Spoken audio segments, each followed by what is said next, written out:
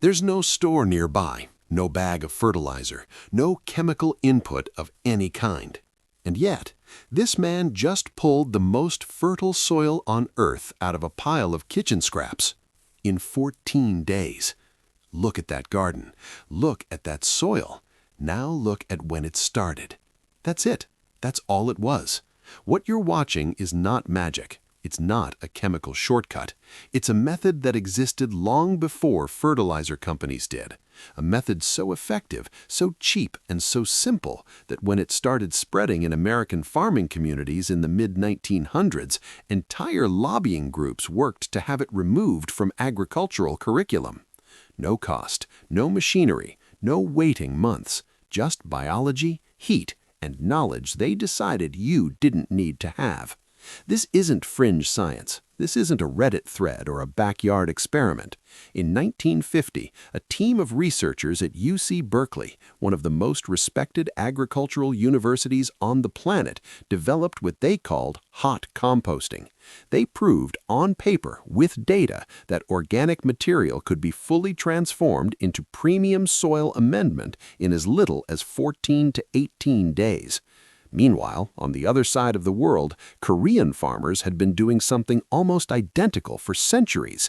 They called it Korean natural farming, KNF, a system of feeding the soil with indigenous microorganisms, fermented plant inputs, and natural activators. No tractors, no synthetic inputs, no debt. And in Japan, a microbiologist named Dr. Teruo Higa was quietly developing Bokashi, a fermentation method so efficient at breaking down organic waste that cities started using it to eliminate landfill overflow. 3 continents, 3 different traditions, one truth.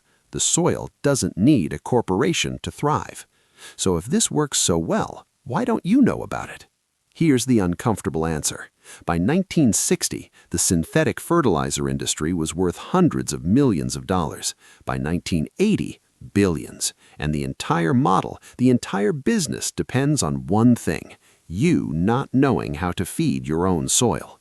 When the Berkeley composting papers circulated in farming journals, they were celebrated briefly, then quietly buried. Extension programs, the government-funded programs that teach farmers what to do, shifted almost entirely to chemical-based recommendations. Not because the old methods stopped working, because the old methods can't be sold. You can't patent a pile of straw and food scraps. You can't charge a subscription for sunlight and bacteria. You can't build a billion-dollar company selling something every human being on Earth can make for free. So they stopped teaching it, and within 2 generations, most people forgot it existed. You've seen this your whole life, a pile of leaves in the corner of someone's yard, left alone all winter, and by spring it's dark, soft, incredible-smelling earth. Or fruit that falls from a tree in a forest. No one waters it, no one fertilizes it, and yet the tree grows bigger every single year. The forest floor is the richest soil on the planet. No one made it, no company sold it. It just happened. Because nature already solved this problem. We just stopped paying attention. Here's what's actually happening inside a compost pile, in simple terms. Organic matter, scraps, straw, leaves, grass, is packed with carbon and nitrogen. Carbon is structure. Think dry, brown material. Cardboard, straw, dead leaves. Nitrogen is energy. Think wet, green material. Food scraps, fresh grass clippings, coffee grounds. Now, invisible to your eye, there are billions of microorganisms living in that material. Bacteria, fungi, tiny creatures doing the most important work on Earth. When you mix carbon and nitrogen in the right ratio, roughly 30 parts carbon to 1 part nitrogen, those microorganisms explode into activity. They start eating, they start multiplying, they generate heat. Real, measurable, intense heat. A properly built hot compost pile reaches 55 to 70 degrees Celsius in the center. That heat does 3 things. 1, it kills weed seeds. 2, it kills pathogens. 3, it accelerates decomposition by weeks. What normally takes nature 6 months to a year happens in 14 days. That's not manipulation of nature. That's understanding it deeply enough to move with it. Here's how to do it exactly. Step 1. Gather your materials. You need roughly equal volumes of brown material and green material. Brown, dry leaves, straw, cardboard torn into pieces, wood chips. Green, vegetable scraps, coffee grounds, fresh grass clippings, fruit peels.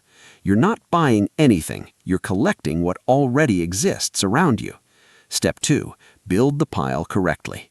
Size matters here, and this is where most people fail. Your pile needs to be at least 1 cubic meter, 1 meter wide, 1 meter tall, 1 meter deep. Smaller than that, and it won't hold enough heat to activate. Start with a thick layer of brown material at the base, then a layer of green, then brown, then green, like a lasagna. Step 3. Get the moisture right. Squeeze a handful of your pile. It should feel like a wrung-out sponge. Moist, not dripping. Too dry, the microorganisms can't work. Too wet, you cut off their oxygen supply. This balance is everything. Step 4. Monitor the heat. In 24 to 48 hours, push your hand into the center of the pile. It should be uncomfortably hot. If you have a compost thermometer, you're looking for 55 degrees Celsius minimum. If it's cold, your ratio is off. Add more green material. If it smells bad, like ammonia, add more brown. Step 5. Activate with Korean natural farming inputs. This is where the old knowledge gets powerful. KNF uses something called fermented plant juice, FPJ. Take fast-growing plant tips, new bamboo shoots, comfrey leaves, nettle, or young corn shoots. Pack them into a jar. Cover them with raw brown sugar in a 1-to-1 ratio by weight. Seal loosely with cloth. Leave for 7 days. The sugar pulls liquid from the plant through osmosis.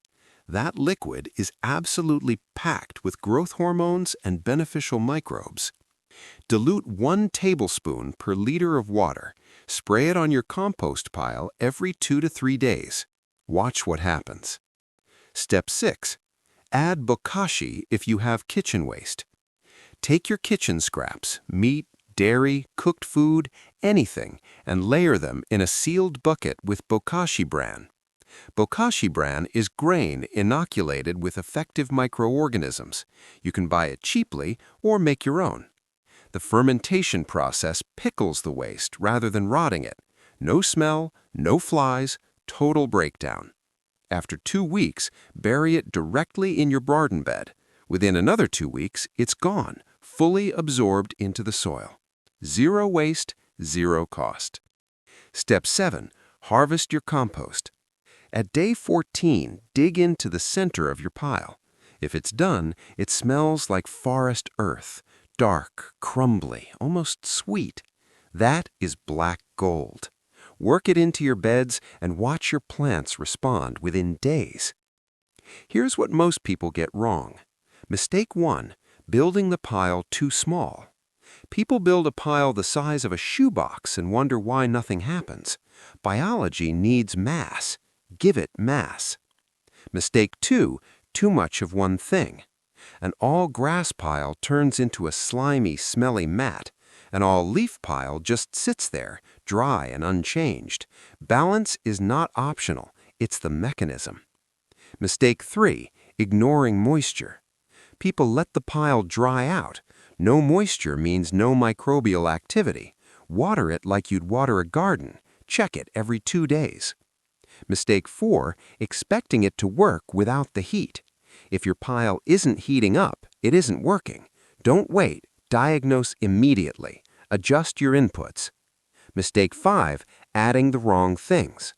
Diseased plant material brings pathogens. Cooked food without Bokashi protection brings pests. Dog or cat waste introduces bacteria your pile isn't hot enough to neutralize safely. Know what goes in. 1 cubic meter of this compost cycle produces enough amendment to feed approximately 10 to 15 square meters of garden beds. Now stack the cycles. Start a new pile every 2 weeks. In 2 months, you have a continuous production system.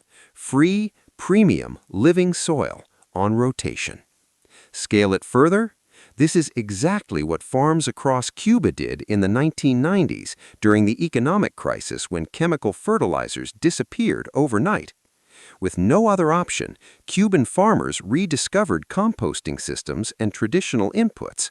Within years, they were producing more food per hectare than before, with zero synthetic input. The crisis forced the knowledge back. Imagine choosing it voluntarily.